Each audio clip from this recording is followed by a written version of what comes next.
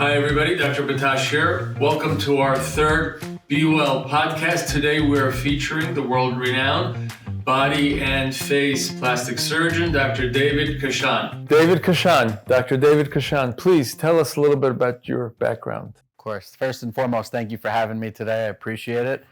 Thank you. To give you a little bit of my background, I'm currently a plastic surgeon out in Roslyn, Long Island. I specialize heavily in cosmetic surgery, specifically in the face and body.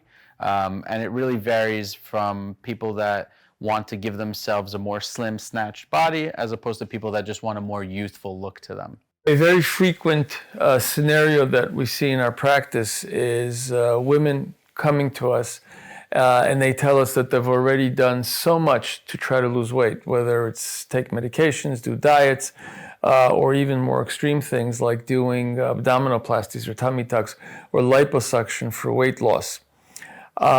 What's wrong with that approach? It's a great question. And to be honest, I see the other side of it where people are coming and saying, well, I want this X, Y, and Z liposuction to have weight loss. The first thing I say to everyone is liposuction, tummy tucks, everything we do is not a weight loss operation. There will be some weight loss as a result of removing it, but really the goal from a plastic surgery standpoint is for sculpting. We want your body to be at its ideal weight where we can remove as much as possible safely and really give you that contour. So if we're talking about order in which things should happen, they should see you first. They should be at their ideal weight, get to their ideal weight, and I'll take it a step further, be steady at that weight for even 3, 4, 5 months before they even come to us and start talking about how can we now get rid of this extra skin, the extra fat. Some people develop that looseness when they've lost that amount of weight. But the best results will only be attained once they get to that normal or relatively normal BMI range. Mm-hmm. So you agree that the order should be reversed? 100%. Yeah. And unfortunately, a lot of women, they go to very reputable plastic surgeons, they do the surgery, and then they're disappointed with their results. And I guess the answer that I give them, probably the surgeon did what he or she was supposed to do, but the problem was that the plastic procedure only removes the peripheral fat. But first, you have to get rid of the visceral fat, and that's the fat that surrounds the vital organs, the heart, the stomach, and that's the fat that's bad for you in terms of the medical implications that it has. I know that different plastic surgeons have different requirements for what BMI they will operate on. Sure.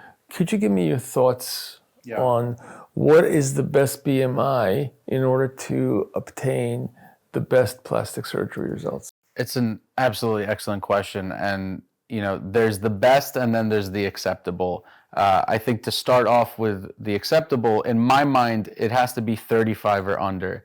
And really, that's the number that we give that puts you at a lower risk of developing complications after surgery. Forget about the aesthetics of it. We don't want you to get blood clots, wound healing issues, infections, things like that. If you really want to take it to the point where you have an ultimately sculpted body and really get the maximum result out of it, ideally you want to be under a BMI of 30. That way you don't really have any other comorbidities usually at that point, things like high blood pressure, diabetes, things that will affect wound healing and recovery. And that way you're maximizing the results. Don't go through this huge surgery to reshape your body just to get a 50% result. Try to get it so at least you can get as much of a nice result as possible. I understand that a large part of your practice is the mommy makeover. Mm-hmm. Women very frequently ask, what is the ideal time to undergo the mommy makeover? Should they do this the week after they give birth, 3 months later, a year later? What are your thoughts on that? Some people advocate for doing, for example, if someone's getting a C-section, get a tummy tuck right there and then. I happen to think that's the wrong thing to do. You really need to allow your body to recover from that procedure, whether it's childbirth naturally or C-section. And also you want to see your skin will continue to relax and stretch over that first 6 months. You really want to see how much you can actually remove. So in my mind, they should be at least about 4 to 6 months out from their pregnancy. And when we talk about mommy makeover, it often includes breasts. So you really don't want them to be breastfeeding. So for that reason, that 6-month mark tends to be about the safest thing. Everyone obviously varies in what they're doing, but in my mind, that's allowed as much of the skin to tighten or loosen around that period, and allows us to really map out the proper surgery for you to get you that maximal result. In terms, can the mommy makeover be done twice, 3 times? Should a woman finish having children before she does it? What are your thoughts on that? I recommend they do. And that's not a blanket statement. There are some patients that I know that say they think they're done having children. They just want to have, their mommy makeover. And they are good candidates for it at the time. But I do tell them, if they do decide to get pregnant again, it will stretch out the skin again. It could pull apart the muscle again or cause a diastasis. So it is possible that we may need to come back and do that again. But if they're pretty sure that they're not planning on having children again, and they can say that with some accuracy, then I'm okay with it. The other aspect of that is, and to the point of what we were kind of mentioning earlier, if they do get a tummy tuck somewhere else where someone's willing to do it with a BMI of 40, and then they come and they see you and they lose a ton of weight, there's a very, very, very high chance that they're going to need a revision, because they're just going to lose all that volume. The skin is going to continue to deflate and be stretched out, and they're just basically going to have to get the same surgery twice, and in that case, really for no reason. I have a patient. I've been taking care of her family for many, many years now. This is an extremely strong woman. She's originally from Australia. Mm-hmm. She now lives in Forest Hills in New York City. She's a mother of 14 children. And I remember the first time I examined her, I looked at her belly, and her belly looked like the belly of a 15-year-old girl. But this woman has produced 14 children. She has an absolutely flat belly. And then I see some of my other patients. They have 1 child, and their belly is really stretched out and wrinkled. Why is it that some women get these stretch marks, and some women, you'd never know that anything happened to them? That's a great question. And to be honest, I've never seen anyone that had that many children and weren't stretched out. So God bless her. But I think part of that is genetics. Some people just naturally have the ability to have their skin, the elasticity of their skin is able to snap back. And the other part of it is how much they take care of themselves. In general, in my experience, when someone goes into a pregnancy, fit, eating healthy, they tend to look better afterwards. Someone that you can tell has taken care of their body, it'll be able to bounce back. But having said that, I've had patients that were super healthy, super fit, and just after the pregnancies, they had loose skin and the muscles separated. So some of it is just kind of bad luck, if you will, but there's not much you can do about it other than try to give your body the best chance to heal. Okay, fair enough. My entire living, or most of it, consists of looking at about 20 to 30 bellies a day. And whether it is that I'm examining them for abdominal pain, or whether it is that I am doing my preoperative evaluation of a patient prior to a Suture Sculpt procedure. And as I said, a very large percentage of the women that come to me for weight loss have already had a tummy tuck or abdominoplasty. Some of these bellies on these women are natural, and when I look at the scar, it's a tiny, tiny, almost an imperceptible scar. And when I examine their bellies, if I really weren't paying attention or I didn't know their history, I would say that they had a normal belly. And then other women, one, the scars look awful, but at least they can be covered up. But when I examine the belly, it's hard as a cardboard, which makes my abdominal exam after a Suture Sculpt procedure very difficult. What accounts for that? Why are some bellies perfect and they look natural, and some look like cardboards, or they're hard as a drum? Yeah. I guess that's the quality of the procedure. Yeah, I think that definitely has a lot to do with it. And I think it's also picking the right patient for the right procedure as well, right? If they're coming into it and they weren't a good candidate to begin with, chances are they're not going to have as good an outcome. So that could be whether, like we talked about, their BMI is too heavy, they're actively smoking, they have uncontrolled diabetes, things like that will affect wound healing. It also has to do with the aggressiveness of removing that extra tissue. So if you're compensating for someone having a higher BMI, when you're doing a tummy tuck, there will be a lot more tension on that scar, which will cause it to widen and not be so pretty.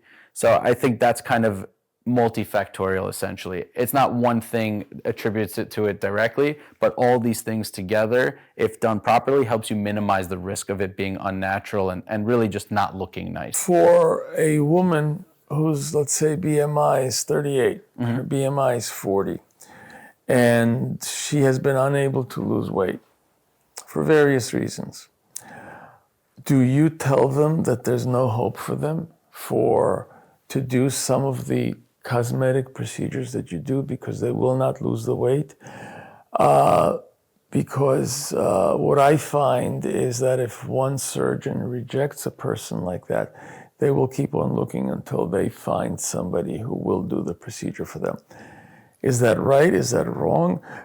Should these surgeons be categorically refusing to do these people? Or is it more fair to say that, look, we all come in different sizes and shapes, and these people need some help too? Yeah. I mean, understand what I'm getting at. Yeah, I think... Is it an absolute contraindication? To me, it is. I think that you're not doing anyone justice, at least from a plastic surgery standpoint. Our goal is to make you look better in a safe fashion. To me, when you're operating on those higher BMIs, you're really not getting a great result. And I don't want those people walking around as my spokespeople saying, oh, this is the body he created for me. I want them to be happy. I want them to love their bodies afterwards. I don't want them to be like, well, this could be better. This could have been better. I want to get the maximum result out of it. I definitely don't tell them that we'll never do it. Often, a lot of these patients, I will send them to go get weight loss, or at least some of them just need a little bit, so you can talk to them about weight loss pills and medications to kind of help them get there. And these are people that really have had a trouble, which I'm sure you've seen a lot in your practice, that just can't get there. They can lose a little bit of weight. Maybe it's just they've gotten to a point where they just need a little bit of a boost. And I usually tell them, I'm like, look, even if you don't lose weight, I'd like to see you again in 2 months after you've seen, and talked about your weight loss options. And I like to join them in the journey. So maybe I won't operate on them right there and then, but a year later, after they've seen that I care and that I'm really trying to get them there, they will come back and we'll do it. I'm like, it's just not right now for us. David, a very big concern of our patients is, are they going to get loose skin after my procedure? Well, from the surgical procedures, whether it's a surgical sleeve or a gastric bypass, that's a complication that's seen commonly because there they lose a very large amount of weight in a very short period of time. With our procedure, the Suture Sculpt, while it can happen, anything can happen, I would say that loose skin is distinctly unusual. Mm-hmm. But when it does happen, how do you deal with it?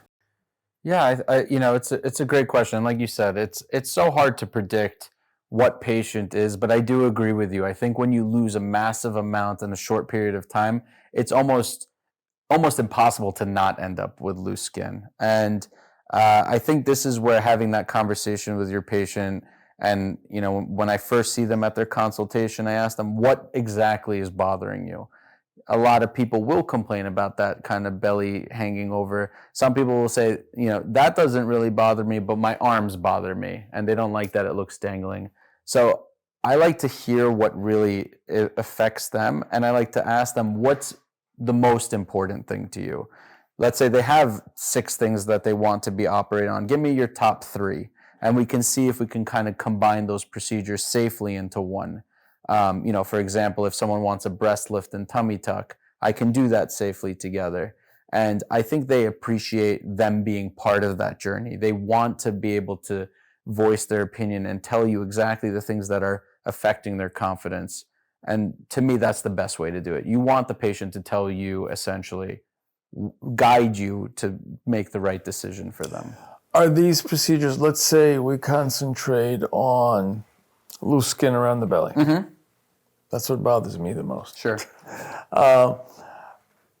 What kind of procedure do you do? Is this a big procedure? Is it a hard procedure? Just if you could describe it a little bit for us. So in general, for loose skin, you're looking at something like a tummy tuck, plus or minus some liposuction of the flanks. It is a big procedure in the sense that it does require general anesthesia. It does run the risk of any procedure that involves you going to sleep. But it is very common, and I don't think that, or rather, I think that most plastic surgeons should be comfortable with doing it. It's something that I commonly do in my practice, probably multiple times a week. And I think that as long as you stick to the principles of surgery, you see, again, what does the patient want? You know that most of them just want to have that tighter looking natural appearance to them. They're happy afterwards. Mm-hmm. How is, let's say, a tummy tuck that you just described as a solution to this problem, different from a paniculectomy? Yeah, so paniculectomy implies that you're only removing skin and fat that's underneath your belly button. When we talk about tummy tuck, it's a little bit more involved. That involves repositioning and recreating the belly button. So giving you a nice belly button with an imperceivable scar that still looks natural. But the other part of a tummy tuck that's not included in a paniculectomy is the tightening of the muscle or the diastasis. To me, that's what gives you the biggest change. Getting that muscle tightened and removing that skin will allow your waistline to be brought in. It'll get you'll look flat. It'll have a nice appearance to it. The shape will be natural. That's the goal. With a paniculectomy, you really don't get the advantage of that tightening that you would otherwise. And to me, that's reserved for someone that is doing it for medical reasons and not really cosmetic reasons. Mm-hmm. That's more of a superficial procedure? Yeah. It's not addressing all the components that they have an issue with. People talk about this Ozempic Face. What do you think of that? What is it? So that's really a great question because I've seen at least 3 TV segments over the past few days on Ozempic Face. They misunderstand the situation because what they're trying to do is to blame a very large, fast amount of weight loss where you do get this sunken face. They're trying to blame it on Ozempic. And you can't really blame it on Ozempic because the weight loss with Ozempic is modest, number one, let's say 10 to 15% of your total body weight. And number two, it is not a particularly rapid weight loss. It is a more gradual weight loss. So with that kind of weight loss, you don't get that sunken face look. That sunken face look is something that we see commonly after bariatric surgery when patients will lose 100, 150 pounds in 6 to 9 months. That doesn't happen with Ozempic. So on this one, Ozempic has gotten a bad rap for no reason because I think it's a great medication. David, if a patient does get this sunken face, a lot of them complain that they look old, they look sick. Is there anything you can do to help them look better? Great question. And I think it applies, like you said, to pretty much anyone that's going to be losing a large amount of weight, or just actually it's a natural part of aging as well. So really what we're talking about is volume loss. The fat in the face either has descended and kind of started sagging, and also in certain areas you've lost fat. So really when you get into that territory, I split it up into 2 categories. If it's just a volume issue, I think that fat grafting is an excellent option to restore that fat back into your face. But in those cases, in general, people tend to have extra loose skin. So it usually is combined with something like a facelift to help get rid of that excess skin, tighten the muscle in the neck and kind of in the face to really give you that lift, and then also at the same time adding that fat. So think of it like a tummy tuck. We're removing that skin, we're tightening that muscle, and really contouring at the same time. It's not one or the other. You really have to do all of it together to get that maximum result. And it really depends on the patient and really where they are in their weight loss journey and the skin quality and everything that goes into that. I believe that these medications are the best medications that we have to offer for weight loss right now, because these medications are not stimulants the way phentermine is. Phentermine can be a great drug for a lot of patients, but it has a lot of limitations in that it is a stimulant and it can give you a lot of side effects such as palpitations. It can raise your blood pressure. It can make you angry. It can give you constipation. It can give you insomnia. Therefore, this medication is limited in terms of to whom we can give it to. The beauty of the injectable medications is that they are not stimulants, and almost anyone is a candidate for these medications. So we have Ozempic and Wegovy. These are exactly the same medication, but they have two different names. Because Ozempic is prescribed for people who have mild diabetes, whereas the Wegovy is exactly the same molecule, semaglutide, as Ozempic, but it has the indication for weight loss in people who don't have diabetes. And then there's a newer medication called Mounjaro. Well, so let's concentrate on Ozempic or Wegovy. These medications work through the GLP-1 agonist mechanism. And just to simplify it a little bit, what does this medication do? What it does is it delays the emptying of food from the stomach. Therefore, food sits around in your stomach for about 6 or 7 hours. Thereby, because of this prolonged sense of fullness, your appetite is suppressed. That's number one. And number two, these medications stimulate your satiety centers in the brain. What does that mean? Why do we need those centers to be stimulated? Well, because in very frequent cases, how does hunger, how does satiety, how does that work? Well, the stomach, you eat food, the stomach gets full. Once you realize that your belly is full, the stomach tries to send a message to the brain saying, I am full. But the brain doesn't always process this message in real time. And the problem is that many patients will complain that even though I know that my belly is full, I'm still hungry, I'm still starving, I want to keep on eating. And the reason is because the message from the stomach to the brain hasn't been processed. And until the brain gives out the command, don't be hungry, don't eat anymore, you're going to continue to feel hungry. So what these medications do is they allow the brain and the stomach to be on the same wavelength, for the brain to respond much more quickly and tell the stomach that you no longer are hungry. So please, you don't really need to eat anymore. These medications, in order to be effective, they need to be titrated. You start off with the lowest dosage, and at every 4-week intervals, we increase the dosage until we hit the right dosage for you. How do we know that we've hit the effective dosage? Because at the effective dosage, most patients will say, I eat a few bites, I get full right away, and then I'm not hungry for a few hours. These medications are extremely safe.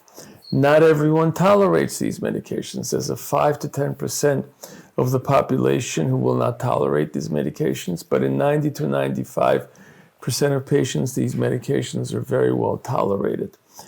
They are very safe medications. You have some rare complications of gallstones and pancreatitis. Personally, I don't think that these complications are due to the medications themselves. These are well-known complications of weight loss. But we have to tell patients about this, and it is pretty rare. These medications do not cause any kind of cancer. So a lot of patients ask me about that, but there is no causality between intake of these medications and cancer. In terms of who is not a good candidate for this medication, well, it's important to take a very good history. And somebody who has a history of prior pancreatitis, either because of alcohol abuse or because of gallstone pancreatitis, that's not a patient that we want to use this medication on. If a patient has a strong family history of thyroid cancer, but specific thyroid cancer, medullary thyroid cancer, that's not a patient that we want to give this medication to. But if they've had other types of thyroid cancer, then it's okay. A patient will ask me, well, doc, I had thyroid cancer myself. Am I a candidate for this medication? And the answer is, if the entire thyroid has been removed, I don't care if you had thyroid cancer, then obviously you can use the medication. These medications are quite effective in that most studies show anywhere between 10 to 15% total body weight loss. They're very effective, and usually the weight loss takes somewhere between 3 and 6 months. They're good medications, but I think that in order for them to be fully effective, it's important to supplement these medications with nutritional counseling, where they specifically teach you, one, how to eat healthy, and two, what kind of portions you should be eating. If you pig out on these medications, you're going to be miserable. So that's why the nutritional counseling comes in very handy. We've been prescribing these medications for about 2-3 years now with really outstanding results.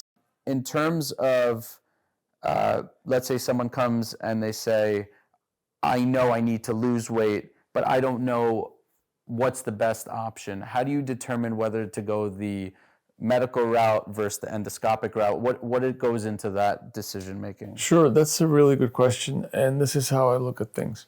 I get some patients who are older, who have a lot of comorbidities, heart disease, pulmonary disease, patients who would have a very difficult time with general anesthesia. For that type of patient, if I could get them a weight loss of 30 to 40 pounds, I think that would be helpful to their health risks, whether it's the blood pressure, whether it's the sleep apnea, whether it's the heart issues, it's the problems with fatty liver causing deterioration of liver function. So for those patients, I would prefer to go the medical weight loss route with a medication like Ozempic. Why? Because in my mind, Ozempic is a good option because it does not have any risks as far as I'm concerned. And that is the easiest and the safest way for a patient who is sicker, older, and who has a lot of comorbidities. That is the best way for a person like that to lose weight. That's number one. At the other extreme, if somebody literally has a very low BMI, what do I consider a low BMI? Let's say something below 27. They really don't need to lose 30 or 40 pounds. They really only need to lose 10 to 15 pounds. And again, for that kind of weight loss, I would not want to subject somebody to the risks of a procedure or general anesthesia. That is the kind of person I would offer medical weight loss management to. Who is the ideal candidate for our endoscopic procedures, such as Suture Sculpt or balloon? Well, it is somebody technically whose BMI is below 30 and 40, somebody who's young and healthy. Those are the patients that do the best because those patients need to lose somewhere between 30, 40, 50, 60 pounds. Our procedure can get that to them, in a very safe way, and it offers the potential to be a longer term solution. Those patients are not looking for a quick fix. They're not looking to lose 20 pounds for some kind of a function, a wedding. They're looking for a longer term solution. And the Suture Sculpt offers that to a disciplined patient with a BMI between 30 and 40. That's our ideal patient. Now, have I done people with BMIs that are over 40? On multiple occasions. But those are usually the patients to whom I say, surgery is a better option for you because you need to lose a much larger amount of weight. But many patients are terrified of surgery, and essentially what they will tell me is, doctor, I will never do surgery, so it's either you or nothing. I understand that I need to lose 100 pounds, but even if I were to lose 50 pounds, for me, that's a big deal. Sure. And how about for the recovery of it? Let's say they do get suture sculpt.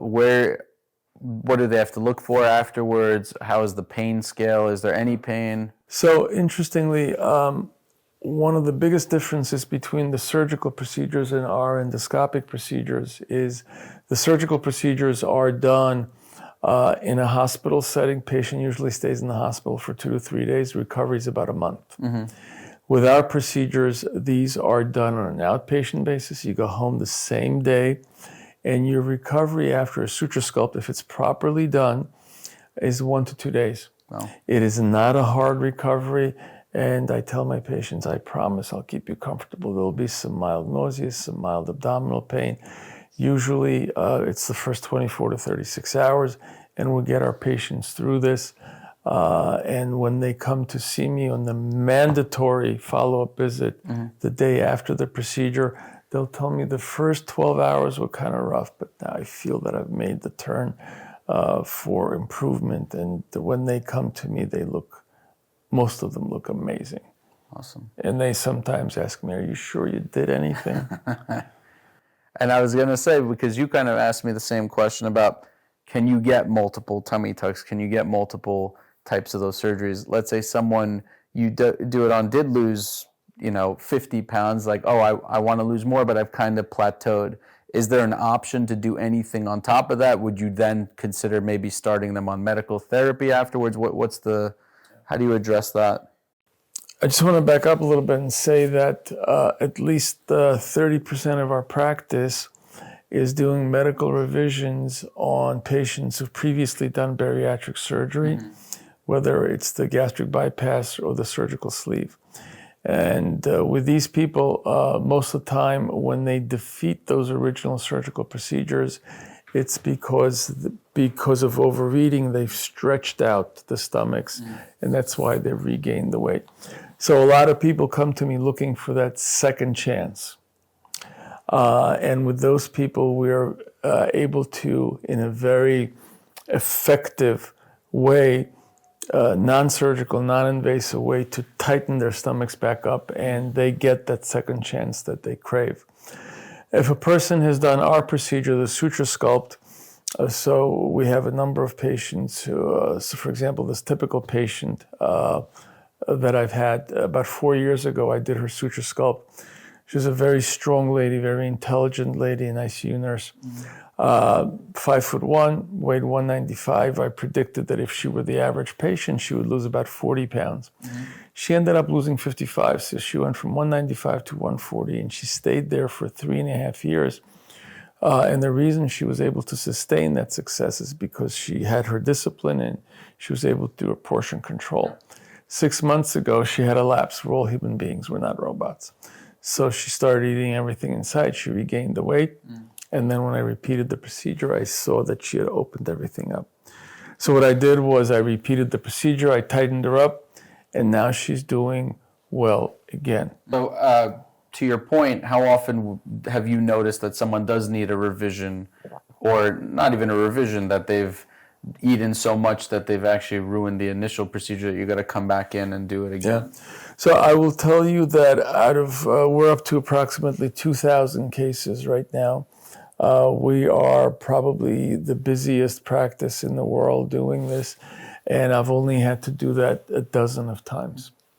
So it happens when a person, sometimes after having experienced initial success, and the success is because of the discipline, they get cocky. And then they say, well, I've already had a lot of success. I know that I can cheat a little bit, and it's nothing bad is going to happen. Yeah. Those are the people that stretch out the sleeves.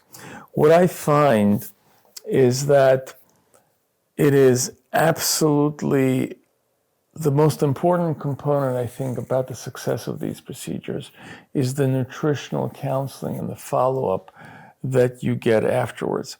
Technically, I can guarantee you, I'm one of the most experienced people in the world that does this procedure. I will do a perfect job.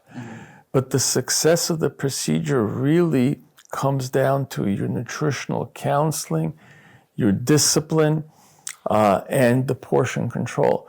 The ones that are able to do this successfully will have long-term success, and the ones that can, unfortunately, will not. Yeah, that's great. Well, you know, like anything else, it's not magic, right? Some of it is on you to really get to the goals. We're just trying to help them get there a little faster.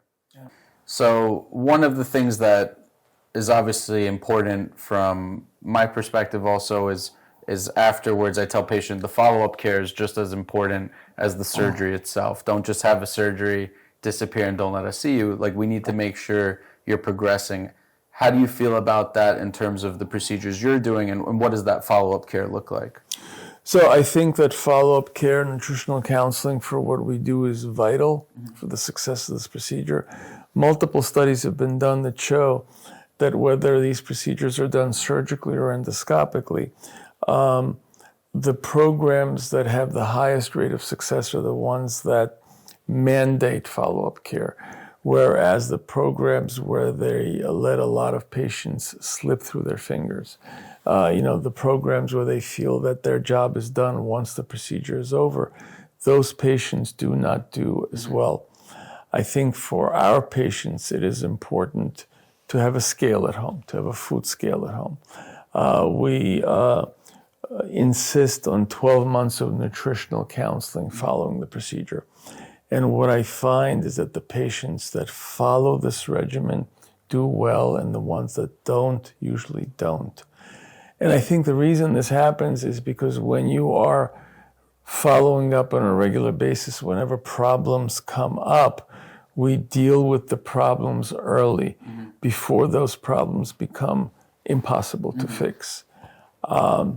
I'm a big proponent of this. And I will tell you that a lot of the revisional work that we do on patients who failed their surgery, a common motif there seems to be that the patients tell me, I did my surgery with this bariatric surgeon. The guy was a terrific surgeon, did a great job, but then I haven't seen him or anyone in his program and follow-up for years. And no wonder that they regain the weight. Yeah. Yeah, I think it's vital to just realize that post-procedure time frame is just as important, and I really agree with you. Personally, what I tell patients is that the procedure is the easy part. The hard part is what happens after the procedure. I agree. How soon after something like that do you feel comfortable sending a patient? Let's say they do want to get body contouring. What is your ideal scenario? Do you have them do you recommend that they get nutritional blood work before surgery like that, just to ensure? What do you kind of feel about all that? Our prep for our procedure for the Suture Sculpt is we get some specific types of blood work to make sure that what it is that we do is safe to do. Patient needs a medical clearance. As a gastroenterologist, I'm an internist first, so if the people live in the New York area, I offer them to do medical clearance myself. And if I need some additional help, let's say from a cardiologist or a lung specialist, I get that. We also have a lot of patients who come in from out of state or out of a country, and for those patients, I will accept a medical clearance by their primary care physician who knows them and who can tell me if there are any issues that they would anticipate during our procedure. Now, in terms of what is it that we do, how soon afterwards can they get cosmetic work?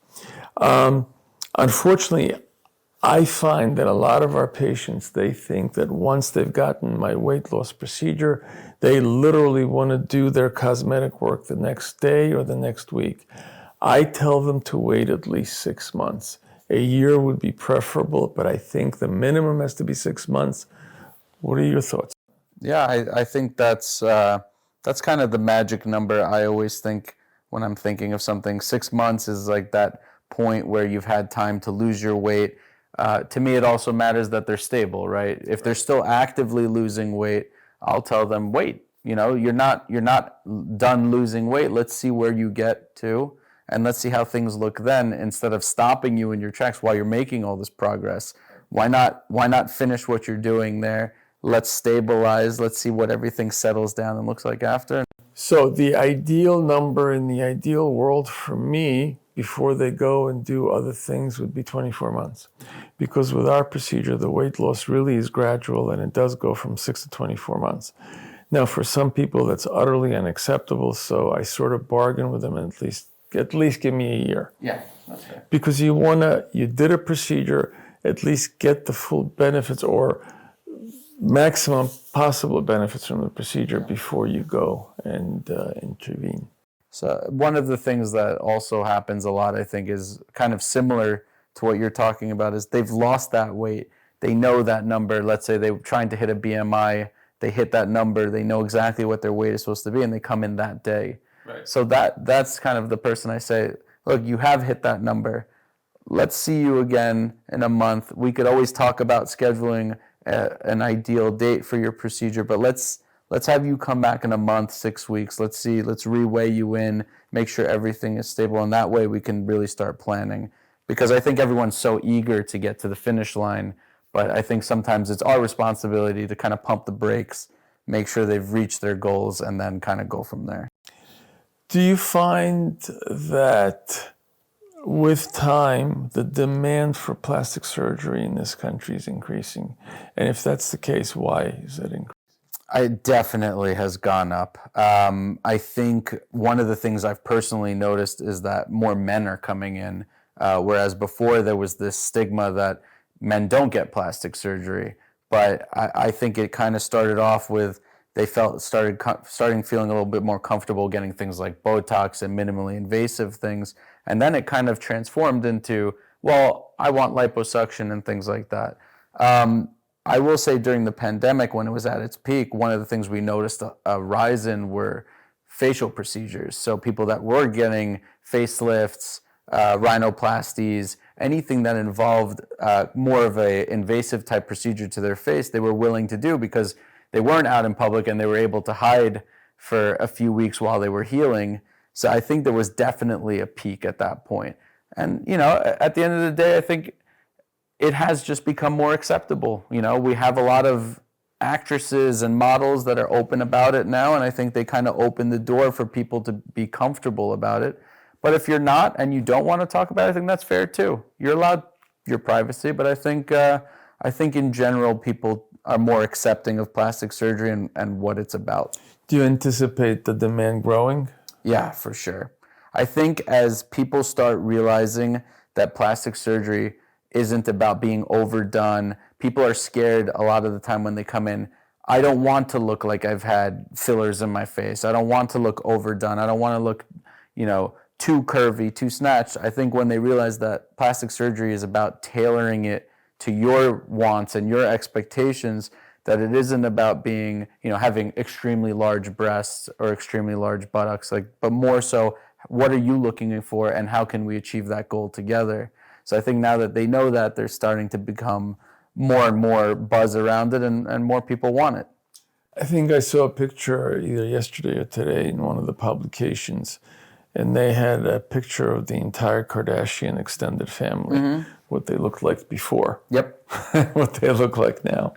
So it's interesting. Yeah, I agree with you. I think 20, 30 years ago, it was just people in Venezuela who did this. Now it's here to stay, and I agree with you. I think the demand is going to keep on growing. With the rising obesity that's going on in America, specifically with children and that younger population, do you have a age cutoff in which you're willing to do a procedure on a patient versus start them on any medical treatment, or is it more of a health-based decision? How do you decide that? In both the surgical and endoscopic literature, there have been multiple articles published that show that not only is it safe to intervene in adolescents, i.e. kids over the age of 12, but that it is now being advocated to intervene both with medications, with endoscopic procedures, and with surgical procedures. And the thinking is that you want to get to somebody much, much earlier on in their spectrum of obesity. It's better to get to, let's say, to an adolescent when they're at a BMI of 32 than give them an extra 5 to 10 years and see them grow to a BMI of 45. And if you intervene earlier, you prevent a lot of the complications of obesity that they would get. So most of the literature now says that if you are 12 or older, depending on your specific case, it is not only reasonable, but it is advocated to have some kind of an intervention. I personally do not go as low as age of 12. I start with the age of 16 and up. And that is because in my mind, when I have somebody who's 16 years and older, I think that patient is a little bit more mature than a 12-year-old.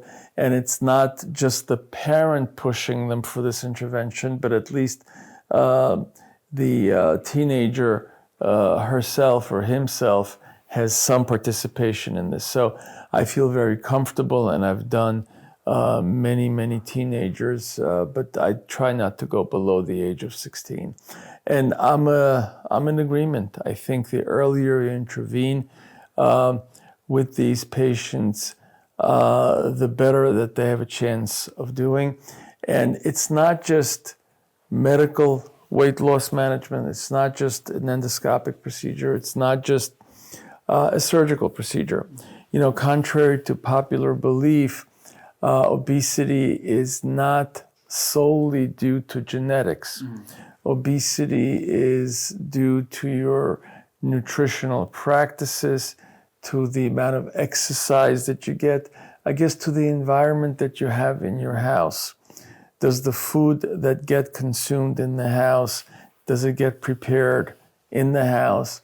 Does that family always eat takeout? Do they eat processed food? So I think that in order to combat obesity, I think we have to look at it as a multifactorial disease and each person has to be treated specially because different people have different requirements. I mean, having said that, what are your feelings, let's say, on cosmetic surgery in adolescents?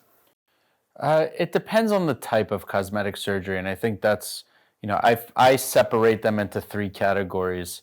One thing that bothers children specifically, for example, is when their ear kind of sticks out. They get teased in school. It really affects how they're making friends and how they're going about their day. So someone like that it really is impacting their life.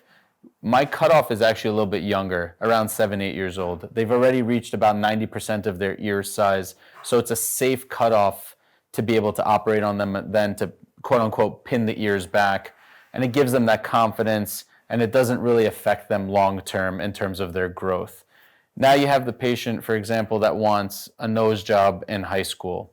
Personally, I think that it makes more sense to wait until they're about 18, 19 years old, when their face has stopped growing, the bones have stopped moving. Because if you do a nose job on someone that early, they can continue to grow, and it could actually change the results over that time frame. So if they can wait that long, I prefer for them to, the time frame that they usually like to do it is right after they graduate high school, going into college. So they have a few months to recover. And then there's the final one, which is younger women that have very large breasts. And I'm talking about the kind that hurts their back, shoulders. They, again, also are getting teased in high school or even middle school. And really people that have what we call breast hypertrophy. That's a patient that I would be willing to do a breast reduction on in terms of just helping them with their overall stature and make sure that they're not feeling that pain anymore. The caveat to that is I tell them, I'm like, we can do this now, but it is possible that you will continue to grow, and we may be talking about in 5-10 years again about doing another reduction. most patients and families, when you explain that to them, they're okay with that concept. And they like the idea that you've explained it to them, but it's bothering them so much that they want to deal with it right there and then. So that patient I would be considering around that 16 to 18-year-old mark, I would be considered a good candidate to do something like that. Do you find that most of the surgeries that you perform, obviously some of them are just for cosmetic purposes, but that a lot of what you do also has some direct impact on a patient's health? Maybe not so much their physical health. I will say in terms of back pain and things like that, for sure, when it comes to breast reductions and breast lifts, but definitely mental health. That's what I would say I notice the most, and specifically actually with weight loss patients, people that have gone through this journey to finally get to the ideal weight. They've struggled so much, they've done procedures, they've worked out, they've dieted, they've been consistent, and now they have all this loose skin that it's just a confidence thing for them. That's what kind of takes them to the next level in terms of their confidence. You can see they behave differently when they come and see you post-operatively. They're so happy. A lot of people say that it changes their dating lives. They feel more confident when they go on dates. They feel more comfortable when they're by the pool or wearing less clothing or more revealing clothing. So I think maybe some aspect of it is improving their physical health, but a lot of it really does impact their mental health and well-being. How about yourself? Do you feel that after you see these patients and they've lost that weight, do you notice the difference from their initial consultation and kind of once they've reached their goal? What I find with most of my patients who have either approached their goals or reached their goals or exceeded their goals, that they are ecstatic, that when they see me on those occasions, it's almost like a reaction that they're seeing a close family friend, hugs and kisses. And the comments that I get is, "Thank you for changing my life. I didn't think I could ever get here, but you helped me to do that." And they feel like they've become part of the family. And that's one of the most incredible feelings that a physician can ever get. And it never grows old. I love it every single time that it happens. In terms of the cosmetic effects, so usually, we get a common consult of a woman who's, let's say, BMI is 25, 26, 27. And technically, by doing weight loss procedures on them, they will not gain medical health benefits from it. In other words, if a woman with a BMI of 26 loses 20, 30, 40 pounds, we're not protecting her from high blood pressure. We're not protecting her from diabetes, heart disease, or liver disease. So then why do I do those procedures on those women? Because in those women, these procedures are considered purely cosmetic. Well, the common scenario that we see is a woman who spent most of her life at a BMI of 19 or 20. To her, that's her normal weight. Then she gets married, she has a few children, and then all of a sudden her BMI is now 25 or 26. Now, to us men, we look at her and we say, that's a normal weight.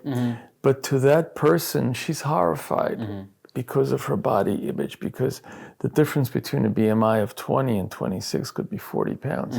So to that woman, she feels that she's 40 pounds heavier than she should be. And in order for her mental health, they feel that they need to lose that 30 to 40 pounds. And I tend to agree with them.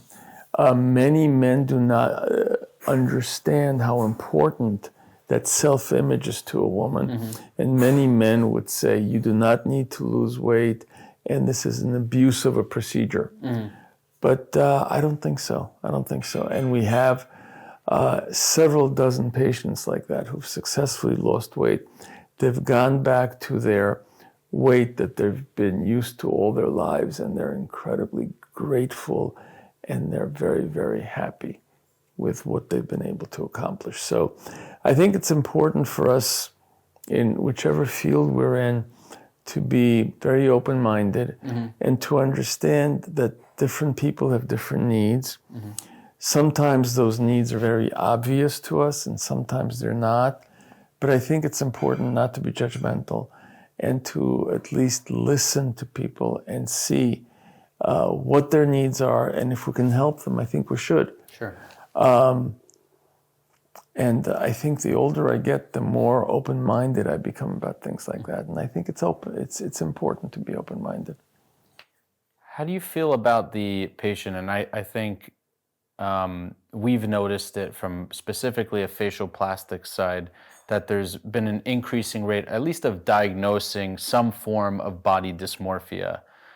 Do you encounter those patients? If you do, how do you kind of deal with them? Let's say they are a BMI of 18 and they're otherwise somewhat healthy, and they're telling you they want to lose 50, 60, even 100 pounds. How do you approach that patient? What's your thought? So my approach is as follows.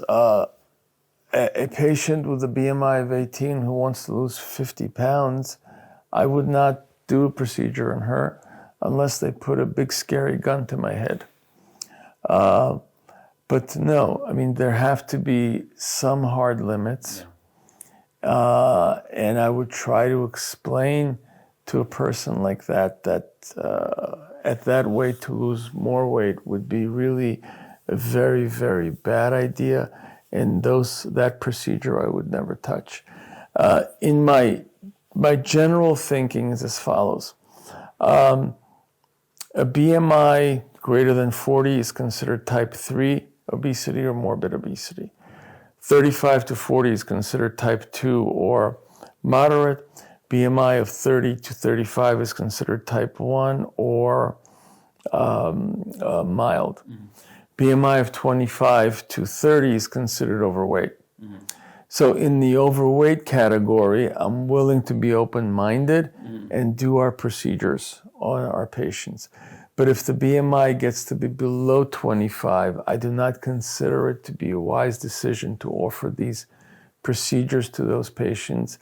And in those patients, I would tell them, please, you have to see a therapist to see what your issues are. But I personally do not feel comfortable doing anything to somebody who would be in a normal BMI range, and that would be 25 or less. In a past life, I had done general surgery, and we did some bariatrics during my training. And one of the things that the bariatric team would do is they would have a psychiatrist on staff, specifically whether they had something specific or it was just part of the normal preoperative plan for that. Do you feel that that's not as important in the sense that because it's not such a drastic change in weight, whereas these guys are getting a major surgery that's much more invasive, that it does involve a little bit more? How do you feel about that? Is that incorporated outside of the body dysmorphic patient? What has been your experience with that? So I think because the patients on whom we do procedures are not as big as the bariatric surgical patients, I don't feel as that it is that crucial to have the patients be evaluated by psychiatry. However, I do try to take a very detailed history, and if I see that there are some psychiatric issues, that there are some very unrealistic expectations of what they can get, or if I see that perhaps the patient's mental state is not in a good place, on those patients I absolutely insist on psychiatric evaluation, because I think it's important to somehow get it into the patient's head that it's very important for them to have realistic expectations in terms of what's going to happen. Sometimes I'll have patients come in and they tell me that they want to lose 150 pounds, and I'll tell them that that's not realistic with my procedure, that with my procedure, they'll lose 50 or 60. But if they insist on saying that, I tell them that, look, I can't get you where you want to be, so perhaps it's not a good idea for me to even be talking to you about doing a procedure. Some people get angry. Some people are thankful.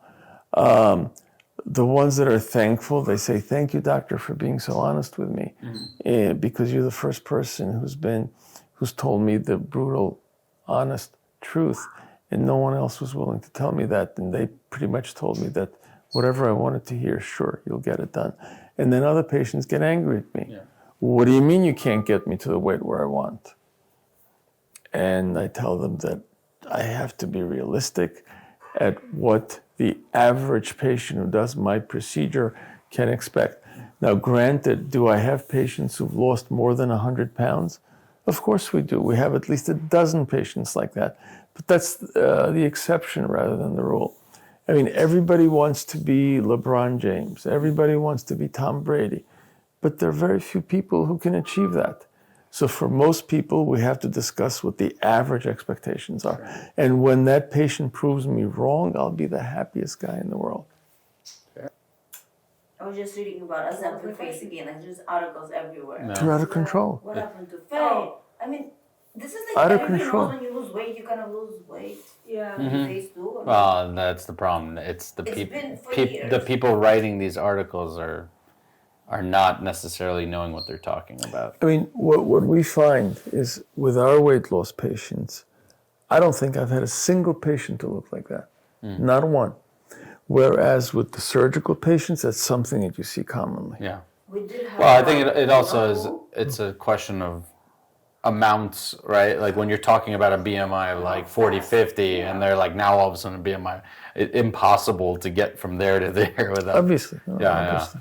It's just it's a different animal altogether, I guess. I mean, plus with the surgical patients, I mean, I don't have to tell you, sometimes, let's say with the laparoscopic sleeves, they'll make that angle so tight. Every time that patient eats, they have pain. So of course they never eat. They can't control the weight. Yeah. A big question that we get asked is, what if I lose more weight than I should? Yeah. So I'll tell them that's a problem with surgery. It's never a problem with our procedure. And if it becomes a problem in our procedure, it'll be a happy procedure, but we can deal with it. I'll adjust your caloric intake. Yeah. But it's never a problem with us, whereas with surgery, sometimes that's out of control. Yeah, they dump. David, so one of the main attractions of our procedure, the Suture Sculpt, is that there's no scarring. I don't cut anything. Whatever work I do is from the inside, so there are no visible scars, so patients love that. Now, having said that, most of the patients that involve surgery involve scars.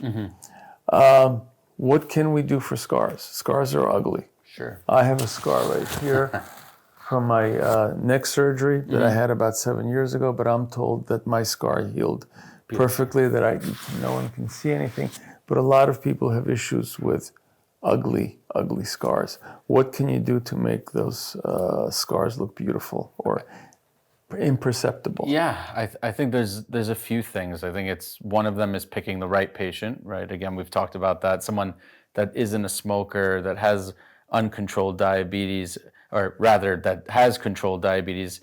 You want to limit the chance of having poor wound healing from whatever procedure you're doing.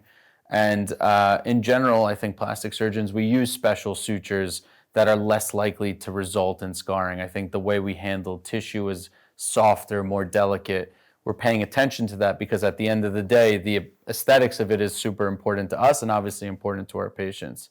In terms of what to do after the surgery is also really important.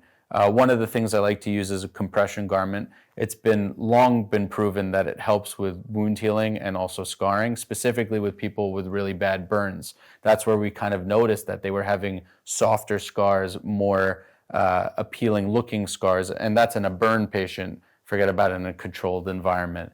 And then one thing I like to use is I use silicone cream, and that's usually once everything is healed. And what that does is it brings in moisture into that scar, and it allows it to soften and match the skin tone of everything around it. So you'll never have no scar. It's almost impossible to do that. The goal is to make it as thin and imperceivable as possible. And finally, I tell everyone, stay out of the sun, use sunscreen, even if you're covering the incisions. And the reason for that is the incision is its most vulnerable in that first year. And whenever you get sunlight directly onto an incision, it causes that darkening of the scar, that hyperpigmentation. And really, once you have that, you kind of have to battle from behind as opposed to just preventing it from ever happening in the first place. So definitely skincare, sunscreen is huge. Dr. David Kashan, our wonderful friend, an amazing plastic surgeon.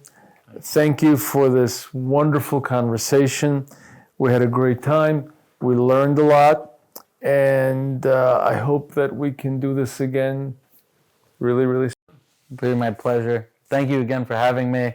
It's been an absolute blast. And we look forward to seeing you. We just launched our new flagship office in Roslyn in Long Island. Good luck to you. Thank you so much. We'd love to see you out there. Absolutely. Thank you again. I need a lot of work.